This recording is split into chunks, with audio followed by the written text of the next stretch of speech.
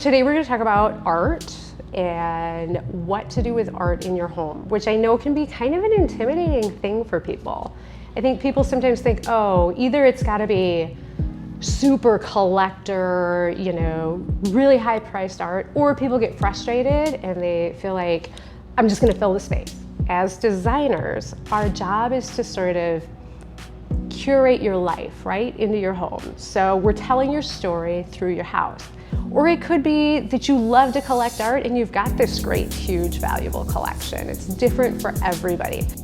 Some photography, some painting, some objects, some framed collectibles. Who knows? Tell your story, speak to who you are, give a reaction.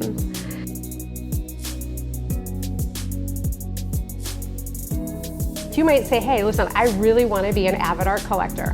Fabulous. Or you might say, you know what, I want to start collecting art as I travel. It could be that you say, hey, I want to support local. And I mean, of all times, now would be the time to support local. Again, no right or wrong thing, as long as the composition overall looks the way that it should. This first image is from a house that I did in Lake Geneva for some really great clients of mine. They happen to have a collection of lithographs from 20th century artists. And so we paired these two Salvador Dali lithographs with this great big crazy fish by Ed Larson. But it's really fun, and it gives just a fun glimpse into this particular client's personality, not only through the art, but through the collections that we have around it. It's just sort of a fun juxtaposition of different things.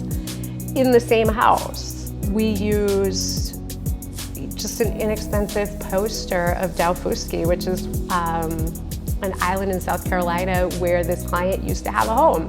And so we display that too, because again, it's a glimpse into their life. It tells their story. In their foyer, we took sail flags and hung them around the top of the foyer. Again, not expensive, but just a fun little glimpse into their life, into what they love, into something that they're passionate about. Another home that I did where we took baptismal gowns, and they're the major art piece in the living room. So another good example of how it doesn't have to be like super high-end collectible art.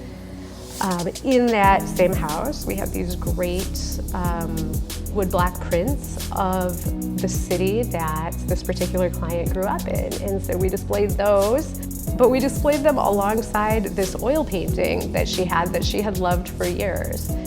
This particular client was really into Picasso, Chagall, sort of abstract art, and so we found these vintage posters of different exhibitions that these artists did and had them framed and put into the family room.